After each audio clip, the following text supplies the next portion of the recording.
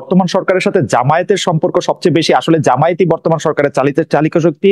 বলা হচ্ছে যে প্রত্যেকটা শিক্ষা প্রতিষ্ঠানে যারা ভাইস চ্যান্সেলরের নিয়োগ পাচ্ছেন তারা জামায়াত ঘনিষ্ঠ বা জামায়াতের দেখিয়ে দেয় লোক। অন্তর্বর্তী সরকার কি জামাতের উপর খুব বেশি ভর করে আছে কিনা? কেউ কেউ বলছেন বৈষম্য বিরোধী আন্দোলনের যে 152 জন কেন্দ্রীয় সমন্বয়ক রয়েছেন তাদের মধ্যে 108 জনই শিবিরের।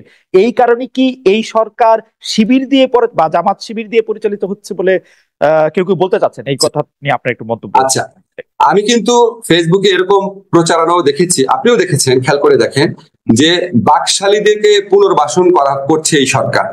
আমি এরকম প্রচারণাও দেখেছি আওয়ামী লীগের বদলে বিএনপি সরকার এসছে, সব বিএনপি লোককে দেওয়া হচ্ছে, এখন আবার বলা হচ্ছে জামাতের দেওয়া হচ্ছে। কাজে আপনি প্রচারণা না দেখে আপনি অ্যাকচুয়াল ফ্যাক্টস গুলা দেখার চেষ্টা করবেন। আপনাকে একটা এক্সাম্পল দেখালে তাহলে আপনি একটু বুঝতে পারবেন।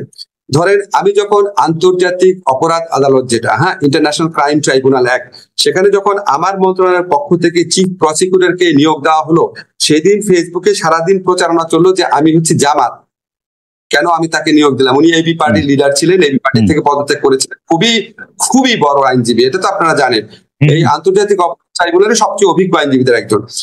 তখন 24 ঘন্টার মতো প্রচারণা চললো আমি হচ্ছে জামাত। পরে একদিন বিরতির পর শিল্পকলা একাডেমিতে আরেকজন অত্যন্ত প্রসিদ্ধ শিক্ষক জামিল আহমেদ সাহেবকে নিয়োগ দেওয়া হলো। সাথে সাথে 24 ঘন্টার ব্যবধানে প্রচারণা চললো আমি আসলে বাকশালী, আমি খাদানিক এবং আমি নাস্তিক। এখন আপনি বলেন দুইটা জিনিস কি একসাথে সত্যি হতে পারে? কাজে মানুষের মধ্যে ধরেন ফেসবুক আমাদের জন্য একটা সম্ভাবনার অপার দ্বার খুলে দিয়েছে। আর এখন তো কারো আপনার জালিম সরকার না, আমরা বাক স্বাধীনতায় কথায় কথায় সাইবার সিকিউরিটি অ্যাক্ট প্রয়োগ করবো না, কারো অত্যাচার হবে না, কথা বলার জন্য এখন পর্যন্ত কোনো রকম খারাপ ঘটনা ঘটেনি, ইনশাল্লাহ আর কোনোদিনও ঘটবে না আমাদের সরকারের আমলে। ফলে মানুষ আপনার যার যা ইচ্ছা মতো বলছে, এবং দেশ নিয়ে সবাই খুব কনসার্ন, তো এটা আবার পজিটিভ দিকও আছে, সবাই কনসার্ন হয়ে সবাই অনেক ধরনের উদ্যোগ প্রকাশ করছে। আপনাকে আমি একটা এই যে বলা হচ্ছে একটা মিনিট 152 জনের মধ্যে 108 জন শিবির, এই প্রচারণার কোনো প্রমাণ আছে? একটা কথা আপনাকে বলি, যেমন আপনি দেখবেন ফেসবুকে কেউ বলা শুরু করেছে যে জাফর ইকবাল সাহেব তো ঠিকই বলেছিল, এটা তো আসলে জামাত শিবিরের আন্দোলন, এটা আমি দেখেছি। আচ্ছা ভাই, এই যে বিএনপি সাংবাদিক সম্মেলন করে বললো যারা মারা গেছে তাদের মধ্যে 50% হচ্ছে বিএনপির লোক, ঠিক আছে? আর আজকে আমি একটা টক শো দেখছিলাম, আমার চোখ দিয়ে পানি পড়ছিল।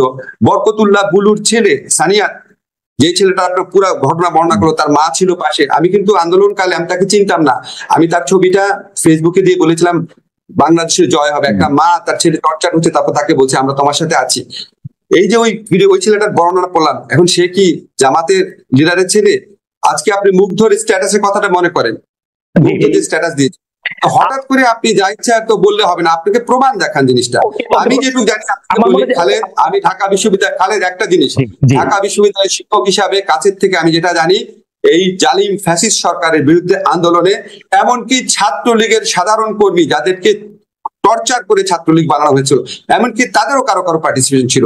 বিপুল সংখ্যক ছাত্র দলের নেতা সংশ্লিষ্টতা ছিল, শিবিরদের আমি চিনতাম না, তাদেরও থাকতে পারে, বাম দলের সংশ্লিষ্টতা ছিল, সাধারণ মানুষের সংশ্লিষ্টতা ছিল, তারা তো বাংলাদেশের মানুষের অংশ, সবার অংশগ্রহণ ছিল। আচ্ছা, আমি আপনার সাথে কথা বলার একটা সুবিধা হলো যে আপনার কথা থেকেই আসলে গুরুত্বপূর্ণ কথাগুলি ক্লু পাওয়া যায়।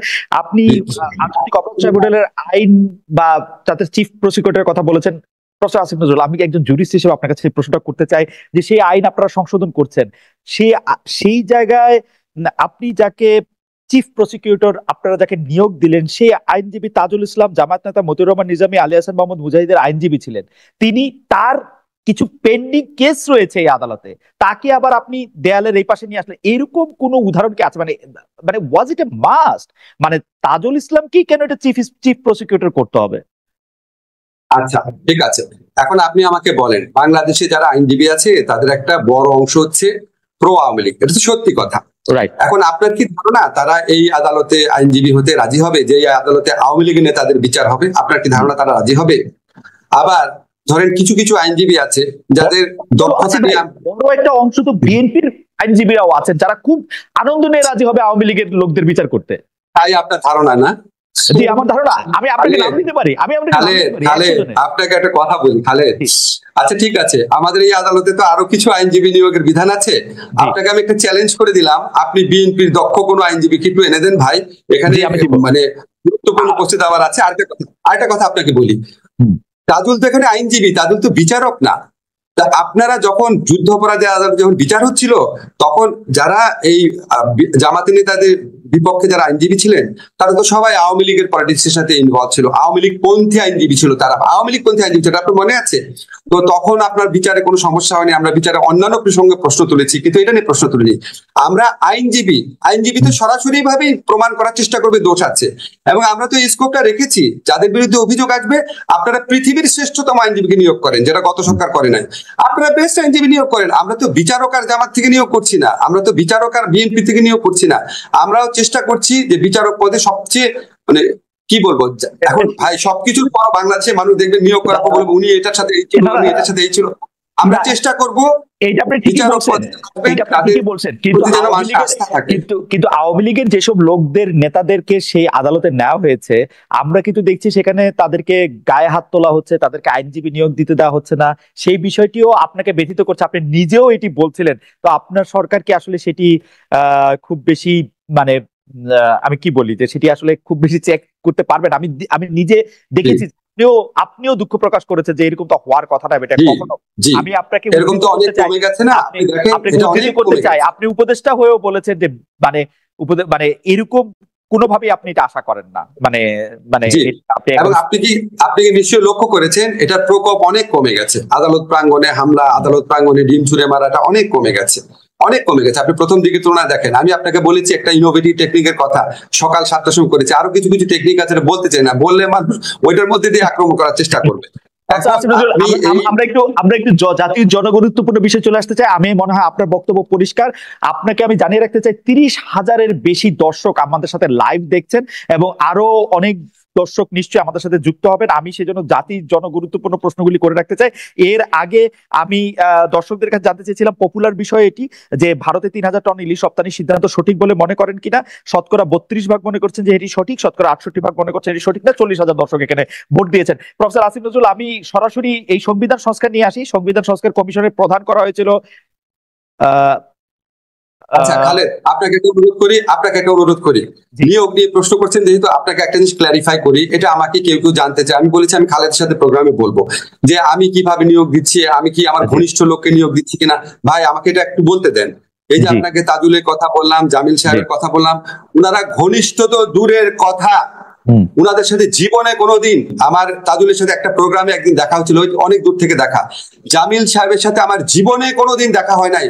উনার নিয়োগের ব্যাপারে কথা বলার আগে জীবনে কোনোদিন কথা হয় নাই। বাংলা একাডেমিতে যে আজম আছে, আজমের সাথে জীবনে কোনোদিন আমি একসাথে বসে 5 মিনিটও কথা বলি নাই। আফসানার সাথে জীবনে কোনোদিন 5 মিনিটও কথা বলি নাই। আপনাকে আমি ক্লিয়ার করি জিনিসটা, আমি দক্ষতার দিকে লক্ষ্য রেখেছি, অসংখ্য মানুষের সাথে কথা বলেছি। এমনকি যে ধরেন জামিল সাহেবের নিয়োগ নিয়ে যে কিছু লোক প্রশ্ন তুলেছে, আমি আমাদের এই ছাত্র জনতার আন্দোলনের সবচেয়ে প্রধান যে নেতারা আছেন তাদের একজনের সাথে কথা বলে তারপরে ক্লিয়ারেন্স নিয়েছি। ক্লিয়ারেন্স মানে হচ্ছে উনার তো এই আন্দোলনটা করেছেন, তাদের সাথে এই যে আপনাকে অন রেকর্ড বললাম, তাদের প্রধান একজন নেতার সাথে কথা বলে তার সম্মতি নিয়ে করা হচ্ছে। আমি আমার ব্যক্তিগত বিবেচনায় একটা নিয়োগও দেই নাই, আমি অসংখ্য মানুষের সাথে কনসাল্ট করেছি, দক্ষতার দিকে লক্ষ্য রেখেছি, কাজটা করতে পারবেন কিনা সেটা আমার বিবেচনা। সেকেন্ড কথা খালেদ, প্লিজ আমাকে একটা কথা বলতে, দক্ষতার দিকে লক্ষ্য রেখেছি, আর লক্ষ্য রেখেছি গত স্বৈরাচারী ফ্যাসিস্ট সরকারের সহযোগী যারা ছিল, যারা তাদের বেনিফিশিয়ারি ছিল, যারা এই জুলাই অগাস্ট আমরা ছাত্র হত্যার সময় যারা আমাদের বিপক্ষে ভূমিকা রেখেছিল, কোনোভাবেই তারা যতই যোগ্য কোনোভাবেই তাদের কথা বিবেচনায় রাখি নাই, এবং তারপরে কনসাল্ট করেছি। এই হচ্ছে আমার প্রক্রিয়া। আসিফ ভাই, কেন জানি আপনার কথা শুনে আমার একটু শেখ হাসিনার কথা মনে পড়তেছে। শেখ হাসিনা সেম ওয়েতে একটু বলতো যে না, সবাইকে নিয়োগ দিব, শুধু বিএনপির বা তারেক রহমানের লোক নিয়োগ দিব না, জামাতের লোক নিয়োগ দিব না। এখন একটা লোক, ধরা যাক আপনি জায়েদ খানের বিরুদ্ধে আপনি মামলা করতেছেন, এখন জায়েদ খান এই সরকারের সভাপতি ছিল, তো এটা কিরকম? মানে কি আওয়ামী লীগের সাপোর্ট থাকতে পারবে না?